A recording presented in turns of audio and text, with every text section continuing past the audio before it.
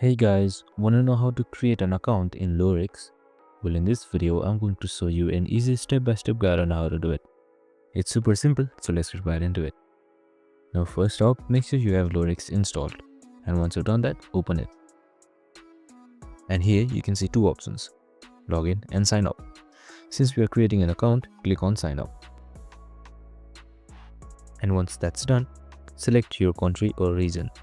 And if you want to change it, simply click on the location right here and then you can change it accordingly. Now click next and then fill in your credentials. Click on I agree and then select get activation code. Now head towards your Gmail and simply copy and paste the 6 verification code that is sent. Click OK. And now that's it. You have been easily logged in. It's simple as that. I hope this video helped. If it did, make sure to like, subscribe and tune in with us for more related videos. See you in the next one.